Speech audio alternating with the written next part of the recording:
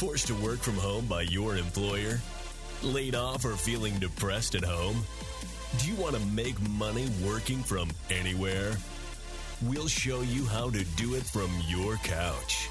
It's time for another episode of the Work From Home Show. Coming to you from their homes in Austin, Texas and Tampa, Florida, here are your hosts, Adam and Naresh. Welcome to another episode of the Work From Home Show. This is your host, Adam Schrader, along with Naresh Vissa, and we are once again joined by Adam Markel, former CEO of Peak Potentials and best-selling author of Pivot, The Art and Science of Reinventing Your Career and Life. He was with us last time talking about the pandemic and companies and employees having to shift to non-traditional work environments and how we can survive and thrive in that.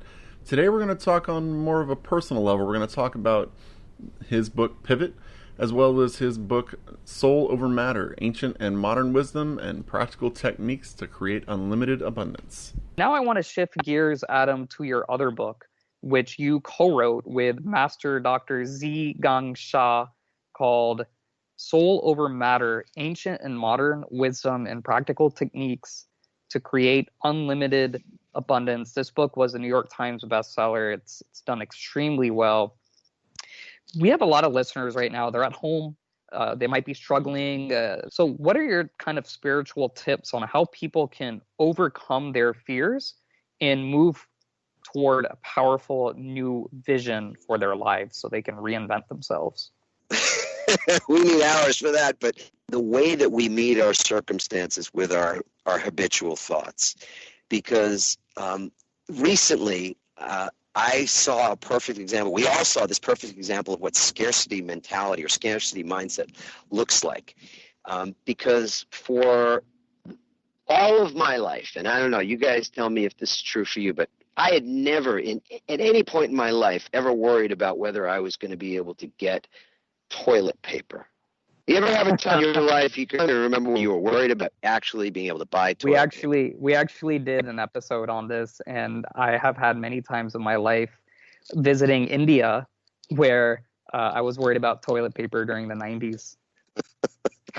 Well, I'm glad I asked that question. That's why I say it's only my experience, but growing up, and maybe this is again, with a global listenership, I may be taking a thing or two for granted, and I apologize if that's the case.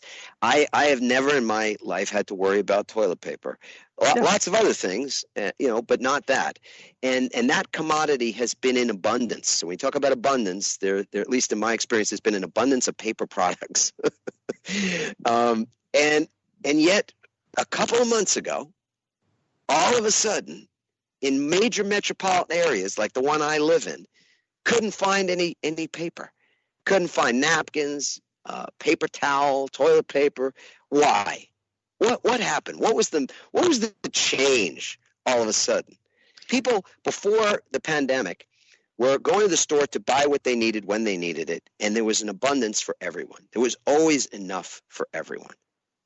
And then all of a sudden, because of fear and because of the mindset of scarcity that gripped people, like sometime soon, maybe I won't be able to.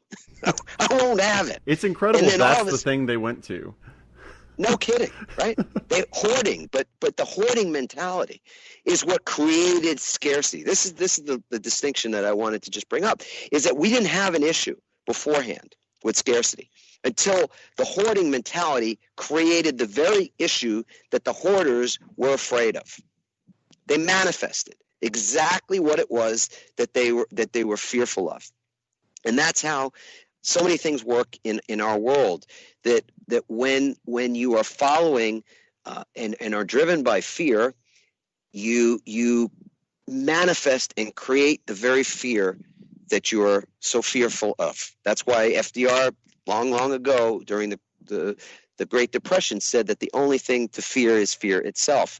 And so when it comes to abundance or creating more, having what's needed, I think it requires a mindset initially of not looking at either orness, but seeing both.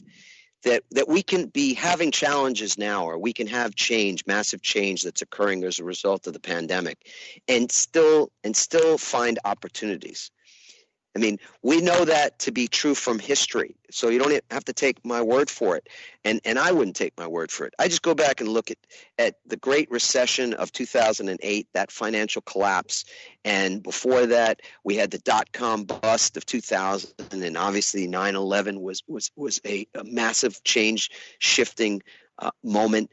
And before that, in the early 90s, it was the S&L debacle where 5,000 S&Ls went bust, and the real estate market tanked. And then when I was graduating from college, I'm going to date myself now, but the year I graduated from UMass Amherst was 1987. And so I came out into a job market in the fall that was leveled from from Black Monday. So at all of those times, when you could have painted the picture that everything is different, and when this is unprecedented, and there's great reason and rationale to be fearful and to feel like there won't be enough, or that opportunities will be limited. In every single case there, if you go back to it knowing what you know now, you know that there were more opportunities than people imagined, and there were people at those times that made their fortunes and also created businesses and enterprises that are still in existence today, doing amazing work in the world. At times, counterintuitively, at times when other people were retracting and protecting themselves and turtling up and in fear. And to me, it's a little bit like Warren Buffett likes to say, when people are fearful, you should be greedy. And when people are greedy, you should be fearful. And so at this time right now, I'd be looking for the opportunities, because there are so many people who are fearful. And that herd mentality, when that herd mentality starts to move in that direction, being counterintuitive is my instinct at this point. And it would be the one thing I would recommend that people do, that they take some deep breaths to get present to the fact that there are opportunities everywhere, and they will never be able to see those opportunities, spot them, or seize those things if they are themselves perpetuating or clouded by fear and literally attracting that same fear dynamic to them. So the great toilet paper example, I think is something we're going to laugh about and talk about for years to come, because it just was unnecessary. And so again, being a bit counterintuitive, I think, is what's required right now. Having some faith that you will be okay. You know, it goes back to something in the Bible. And I'm a really spiritual person. I'm not a religious person, but I recently started looking at some things like in the Bible. There's some really, really great stuff, really amazing things to learn from. And there's a story about how at a certain point, Moses has led the Jews out of Egypt, and they're off in the desert, you know, and everybody knows they're wandering in the desert for 4 years.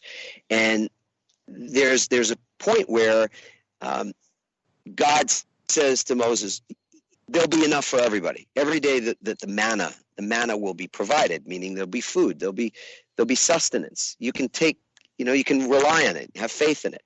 So just don't save any of it. Don't save it, because you don't hoard it, in other words, because they'll be there.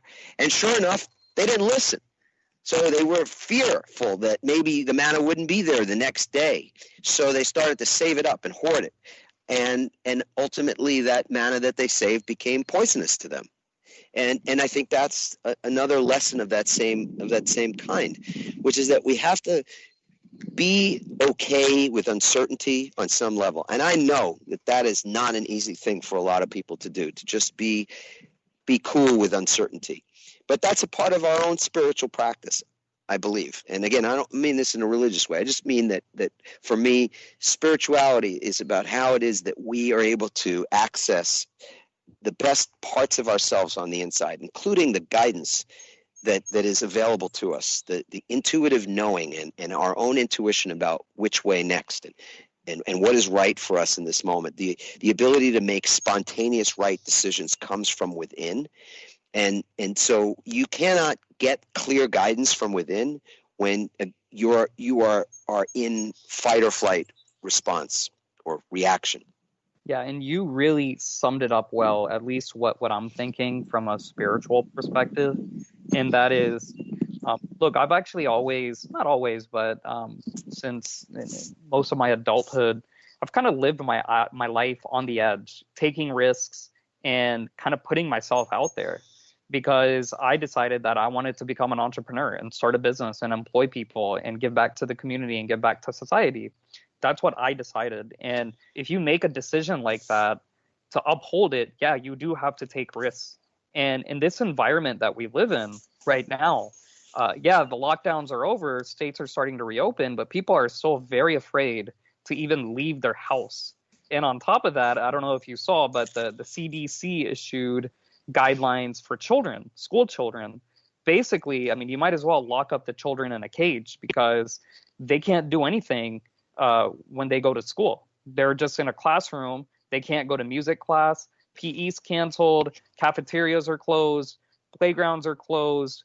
And like you said, kind of being counterintuitive and taking that risk and saying, you know what, if 99% of the country is going to be too afraid to leave their home and go back to work or start a business or put their kids in something physical or put them in some kind of extracurricular activity, well, I'm not going to fall victim to that fear. And that's where the winners, I think, are separated from the losers. You look at some of the great innovators, the great entrepreneurs, the great politicians, business people of our time.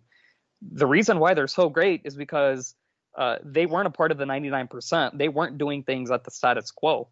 And so I think during these times, more than ever, if you want to stay at home and watch the news and be scared and afraid for your life 24/7, be my guest. But there's going to be a small group of what society calls the 1%ers who are going out and about and improving themselves and improving their businesses and hiring people and trying to pivot, like you said. You wrote an entire book about it and teaching their kids and their grandkids how to succeed no matter the environment. Well said, sir. It's always interesting to me, everybody knows the quote, buy when there's blood in the street. But when these times come around, nobody, like Naresh was saying, nobody actually acts on it. So if someone's sitting at home right now and they think, I might need to pivot in my life, what are some of the signs that people can look for to think, yes, I do need to change these things in my life? Like, what are some of the signs that you can see as a person? Well, I think listening to yourself is the most important thing, is to actually listen. You said, I think earlier, making time just to do nothing. I mean, it's interesting that so many people are so busy. I don't know if you guys are hearing this as well, but it seems like everybody I speak to is busier than they were before the pandemic. And my theory about that is not that they're so busy because they've got so much work that's productive and producing a lot of money and or changing a lot of lives maybe, but that they're busy because it's a lot easier to be busy than to be quiet, to be still, to be alone even, and to have space. And space is really so powerful, to have space. Space is creative, and creating space is one of the key ingredients to me in being able to get guidance about which way next. Meaning, what should I be doing now? What's my work to do? And just as important is what's not mine to do. And that to me, again, is a ritual. It's a practice. It's a thing that you can ritualize, to habitualize, to find time to think, to find time to just be in space without this busyness.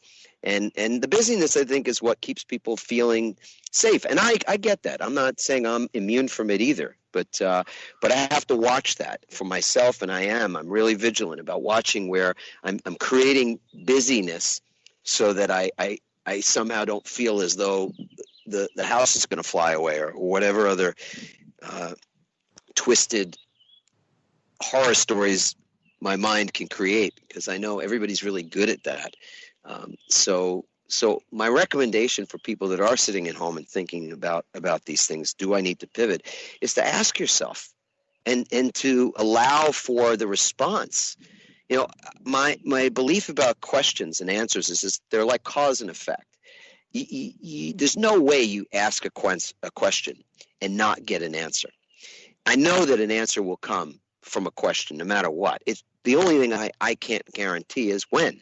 I don't know when the answer will come. So some questions we ask ourselves and we get answers immediately, like our bodies are truth-telling machines. It will tell, especially if you're accustomed to checking in with yourself. And I'm from New York, so just let's get straight. I grew up in New York, but I live in California. So that might sound a little woo-woo to some people, and I'm okay with that. That's fine. This idea of checking in.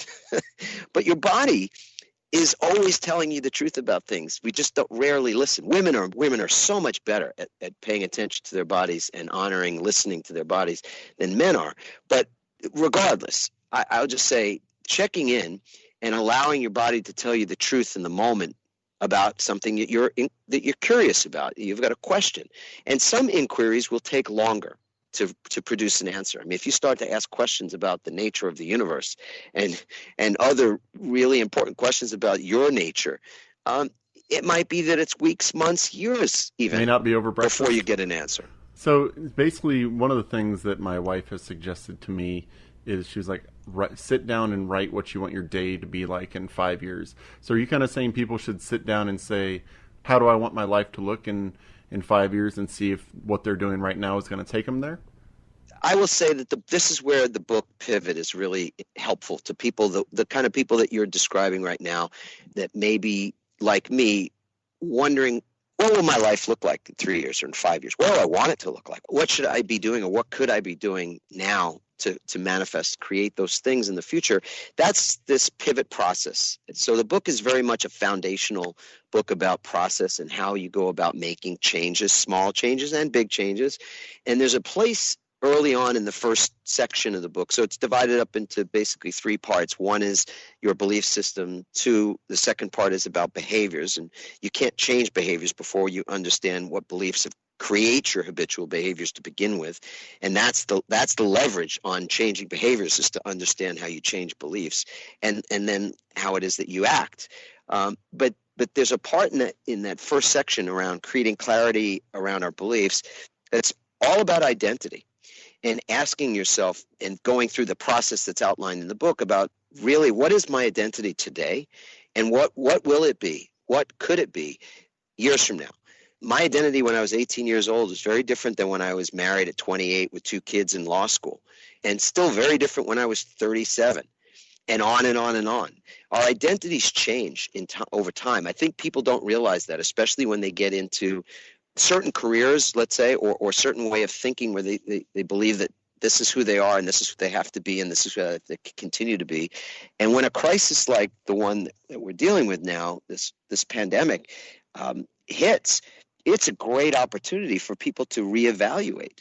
And so reading books like that, and it's not the only book you can read for sure, but reading is a significant beneficial activity that can produce some new results for folks, and so I'm always looking to books for that kind of insight and new ways of thinking, and I'm a prayer. I love to pray, and I think praying is a great practice. And my morning ritual was the subject of my TED Talk, was all about my morning ritual and how I start the day, the waking ritual, because I truly believe that, again, when it comes to producing resilience, we are a product of our rituals. So much of our lives are the product of our rituals.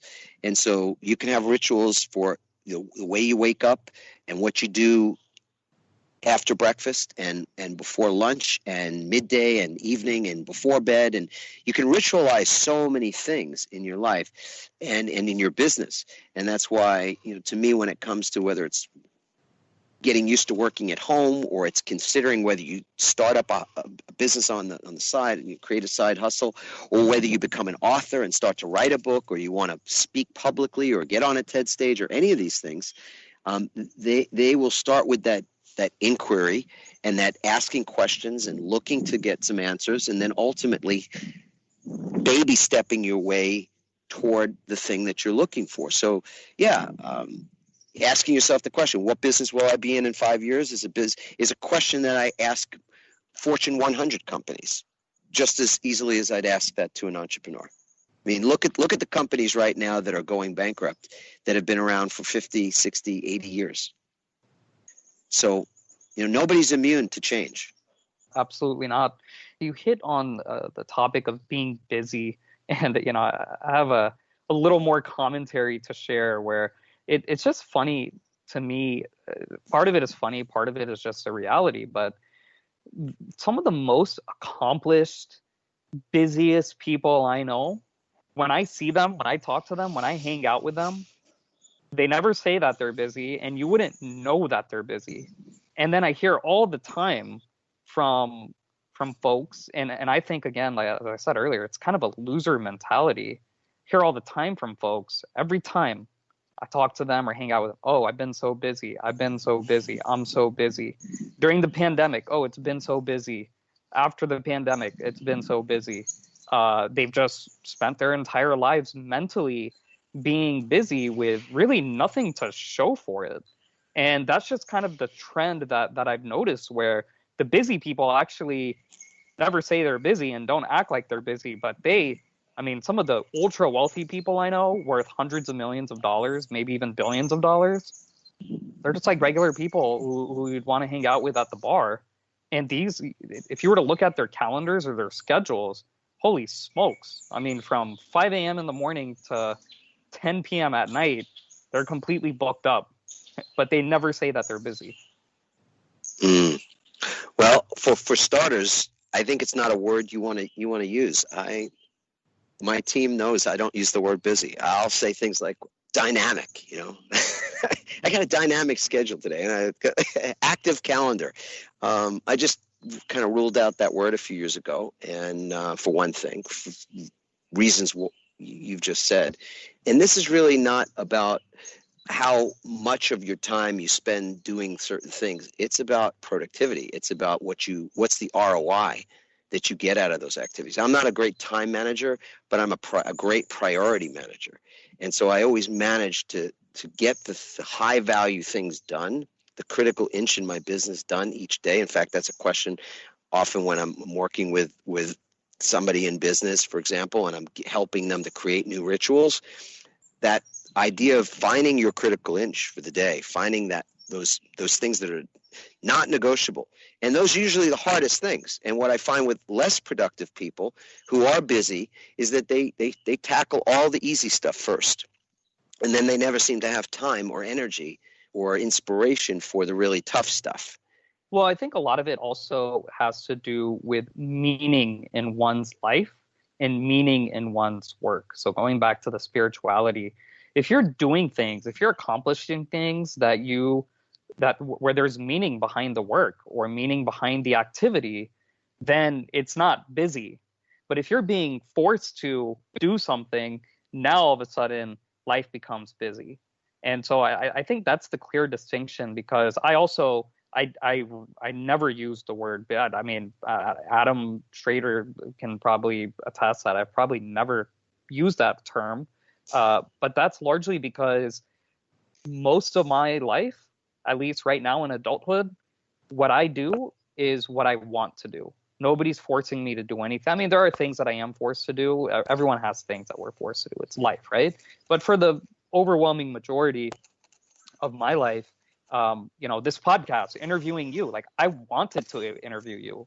I wanted to find out more about your background and your books and your wisdom and share it with our audience. I wanted to start this podcast. So I'm not busy right now doing this interview. I was not busy starting this podcast. But to other people, being in their marriage could be busy. Going into their corporate office or working from home for the big man, the big boss, could be busy. So I think that's the clear distinction. It's the purpose and the meaning behind the work. Well, there's also a big distinction between being, you need to differentiate between having things to do and being busy. There are things that, you want to do or, you have to do, but that doesn't necessarily mean you're busy. To me, busy just means I put a whole bunch of stuff on my calendar. That's kind of, whenever I hear somebody say that, I just think, oh, well, you just put too much stuff. You wanted to plan too much stuff in your day, and you made yourself feel like you were running around like a chicken with your head cut off, and you're calling that productive. Well, I know people who don't do anything at home, and they say that they're super busy. They do the dishes, they might, cook lunch, and then they say it's been such a busy day. I was just so busy. So that's what I'm saying with that term is just kind of abused. So Adam, whenever you've been working with people and with businesses, what's been the one thing that people kind of get stuck on the most? What's been the hardest part of the transformation for people? Wow. I don't think it's any one thing in particular. Honestly, it depends on the organization. It depends on the individual. But the good news is that we're all kind of wired the same way. So almost like, I guess, a mechanic of sorts. I mean, when I get to look under the hood, and that means to have more of a deep exploration of either what's going on inside of a company through its leaders and others, or working one-on-one with people, the wiring is really very similar. And as a species, we are wired almost identically. And yeah, we have different traumas in our lives early on. We have different definitions for love. We have different identities. We get pleasure and joy out of certain things differently and have different fears. And yet most of the fear stories are really the same. So it's not one thing in particular. I love the fact that it's a bit of a jigsaw puzzle. The pieces are known most of the time. And more often now, more than anything else, the ability to help people to navigate the changes using our insight or our sort of thoughts around pivoting and what that looks like, the micro pivots and the more macro changes, as well as supporting all of that by being resilient, by learning and developing greater resilience. Is really the key. I mean, there's sort of three traits to resilient people that we found over time and through a lot of research and massive data sets on this. And it's three things. It's resilient people, successful people. And by resilient, I mean people who produce at high levels for long periods of time in life. They've got high capacity and they have longevity as well. So they don't just burn out, after a little while. And those people habitually know how to reframe when it comes to challenges. They know how to reframe those challenges, and they know how to find the creative opportunities in them. They know that's one. Number two is they know how to recalibrate from where they are. They know how to recalculate from the position they're at to where they want to go. Similar to a GPS in a car, when you make a mistake, that GPS simply says recalculating and finds that new destination. So they understand that principle, and they know how to do it on a micro level, meaning the recalibration is in micro changes, micro pivots, if you will. And so they are anti-status quo by nature. Because they know that status quo ultimately leads to stagnation and that leads to death. And the third trait of resilient people is that they've developed these rituals for resilience. They've ritualized things in their life to be mentally, emotionally, physically, spiritually the best that they're capable of being, because they understand how to regenerate and how to recover so that they can get back up on the lifeguard stand and do that job even better tomorrow, or they can get back in the fire truck, or they can get back in the boardroom, or whatever other places that we find ourselves in intense situations where meaningful results mean sometimes life and death, and often means the difference between making money or losing money, between winning or losing in a competition. So I'm fascinated by those things. I have a podcast called the Conscious Pivot Podcast, where we actually address those with business leaders, and I love doing that work just like you do.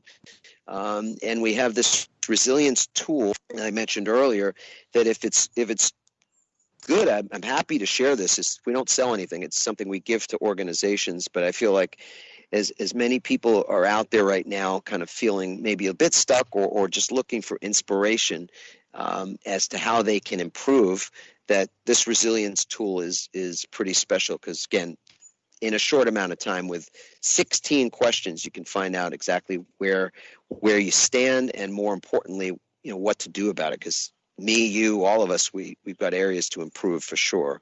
Yeah, and if you can tell us, going back to the spiritual side of things, you wrote in your book, Soul Over Matter, some step-by-step exercises and daily rituals that can help us be better at business, be better and more creative.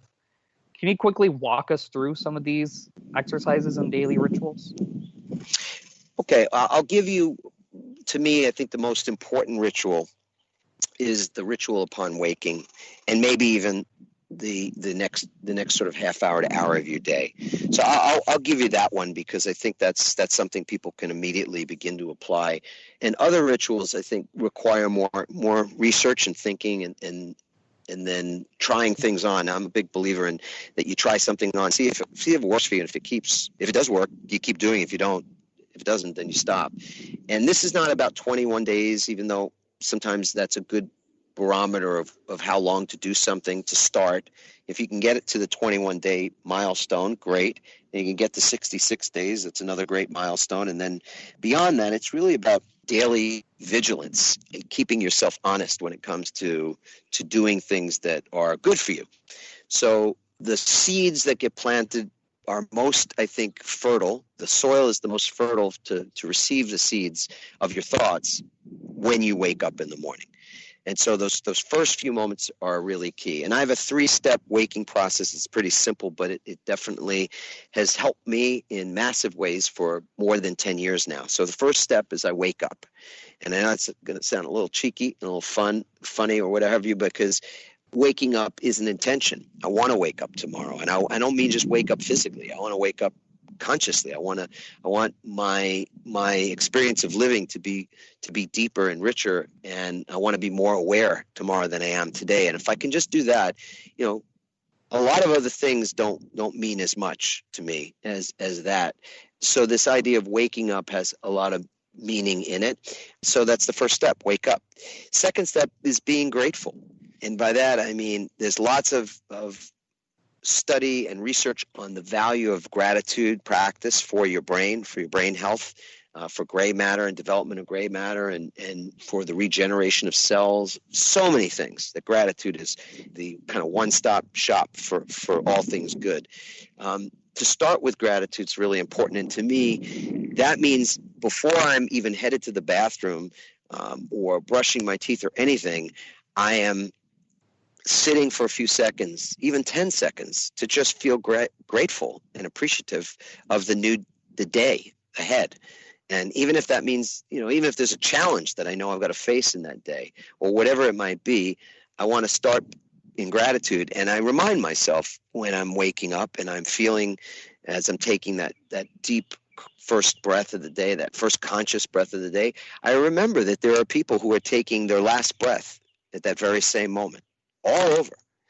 And I can feel grateful no matter what else is going on in my world. I always have some things I can feel grateful for right out of the gate. So I do that. And then I put my feet on the floor and I say 4 words out loud every day. And these words have really changed my life, because these words have become a buoy, almost like a buoy, a lifeguard buoy for me personally, when I've been caught in sort of the riptides of fear, doubt, worry, any of those things that I think we all know and experience sometimes daily.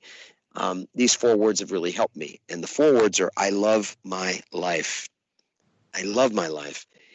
And people ask me, well, where did that practice begin, and all that kind of thing. And it started with this old movie. Now it's kind of an old movie, but Jerry Maguire with Tom Cruise and Cuba Gooding Jr. And there's just this amazing mentor that Jerry has in the movie, where he talks about how he loves his life, he loves his wife, he just wishes everybody, he wishes people his kind of success.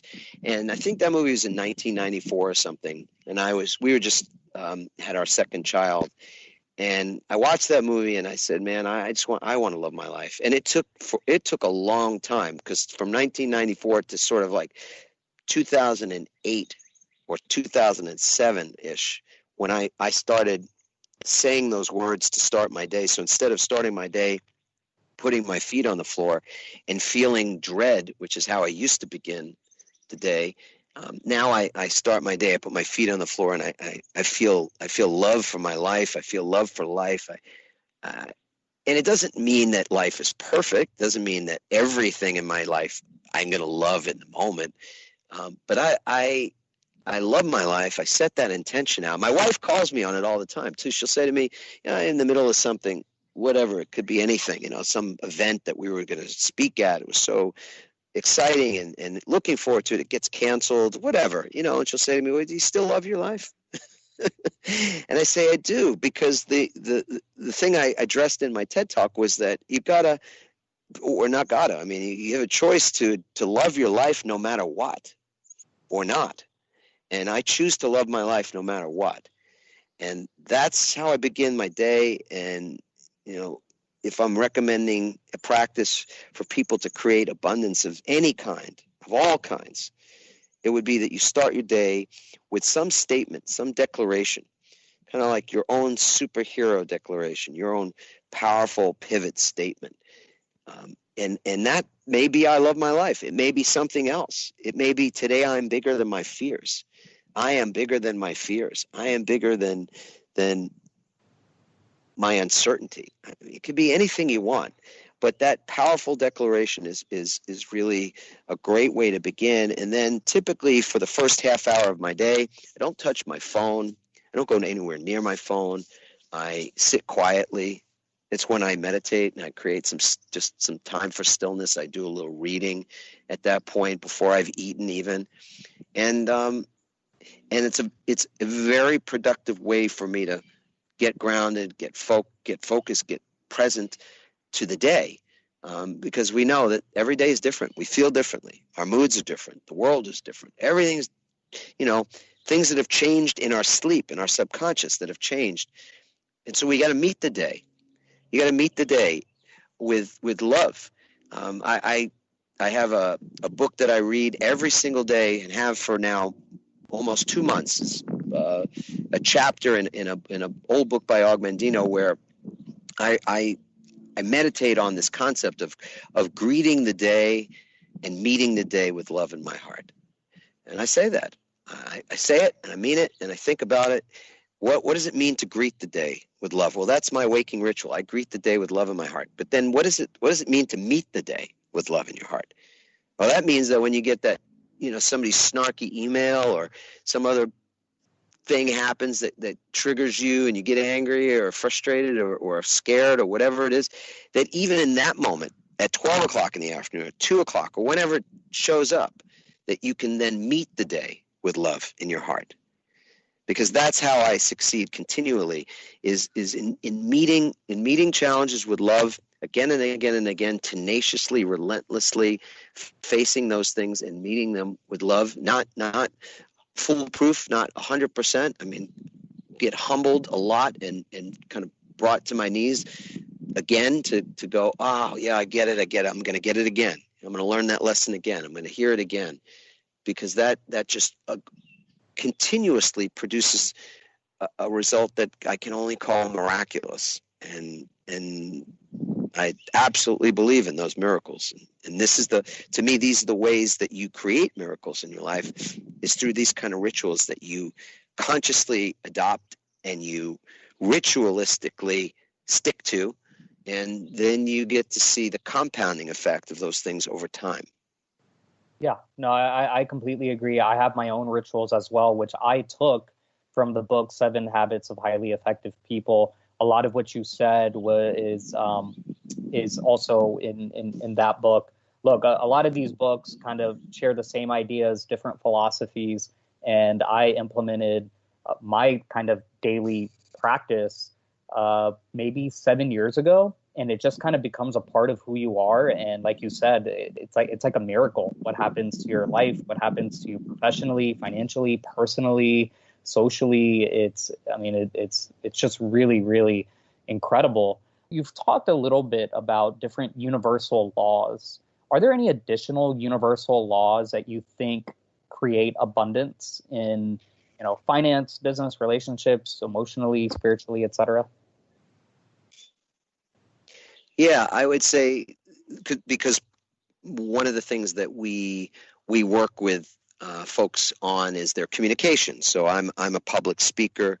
I've taught public speaking to thousands of people for 10 years, and it's more than a hobby for me. I have a deep passion for public speaking and keynote speaking and TED speaking and the like. And I share this universal, what I consider to be a universal law with regard to speaking, but it has to do with business, it has to do with relationships, it has to do with all forms of communication. And that is the law of transference. And we are always transferring our energy to other people. And so one of the best ways that you can keep yourself honest about how it is that you're attracting what you want in life and not what you don't want is to recognize that you are constantly transferring your energy to other people through your words, through your communications, written communications, of course. But there is something really powerful about the spoken word, and how it is that you are either communicating things again with love in your heart, or with fear, or with, sometimes we are working with sales teams on their communications and how it is that they express their company narrative or their personal narrative, or how it is that they are trying to open that new relationship. We often tell our sales folks, this is not about trying to close sales. You don't want to close anything. What you want to do is open. You want to open a relationship. And to enroll 100% of the people that you are opening relationships with is not about closing them on the sale. It's about making sure that they know that the relationship is actually meaningful to you. And if they're ready to buy, then great. And if they're not ready to buy for 6 months, that's great too. But you honor people. And so in that conversation, like a sales conversation, you're transferring your energy. If you're transferring your energy of scarcity, of worry, of not enoughness, of your own insecurity about yourself, your lack of confidence, your self-esteem issues, or any of that stuff, kind of have like commission breath, something it's a term I've heard before. Well, then there's no wonder that your sales results reflect that, because that's the energy that you're transferring. And contrary to that, if what you're transferring is this energy of caring, of concern, of compassion, of love, of interest, of genuine wanting to show up in a way that's positive and meaningful and in the world, well, then sort of every interaction you have with people, whether it's your kids, your family, your friends, your colleagues, your prospects, it will always reflect that energy that you've shown up with. Yeah, absolutely right. Absolutely right. So we have Adam Markel, former CEO of North America's largest personal development company, Peak Potentials, #1 best-selling author, New York Times best-selling author of multiple books, including Pivot, The Art and Science of Reinventing Your Career and Life, Wall Street Journal best-selling author, USA Today best-selling author, with Master Dr. Zhigang Shah of Soul Over Matter, Ancient and Modern Wisdom and Practical Techniques to Create Unlimited Abundance. Adam, we really, really thank you for joining us on the Work From Home Show. Your website is adammarkel.com. That's Adam, MARKEL.com, adammarkel.com. Any final thoughts you have? I'll provide the URL to that assessment for the folks that want to find out more about their own levels of resilience. They can go to your.resilienceculture.com, your.resilienceculture.com. Always happy to have people that are new to our podcast as well. So at adammarkel.com/podcast, they can find out more about our show as well. In fact, I'd love to have you guys as a guest on the show, so we'll have to work that out. But it's been an absolute pleasure to spend so much time diving into these topics with you guys, and I look forward to hearing from your folks, and hopefully the pivoters out there will find the book useful and some of the other resources they can get on our site useful to where they are right now. But I'd say we are in pivot times, and that's a good thing. There's nothing wrong right now. Everything is right, and yet, there's still things, that we have to honor. There's a lot of suffering happening at the same time as there's a lot of opportunity. So it's really just finding harmony between those two things. And I think there's a lot that we can all do to find that greater harmony. So I thank you for having me as a guest. Yeah, thank you, Adam. We really, really appreciate it. For all our homies out there listening, workfromhomeshow.com, workfromhomeshow.com. Get on our mailing list. You can find Adam's episode also there. If you happen to be listening on another platform, you can find all our previous episodes on workfromhomeshow.com. If you have any questions, hello@workfromhomeshow.com. And until next time, keep on working from home.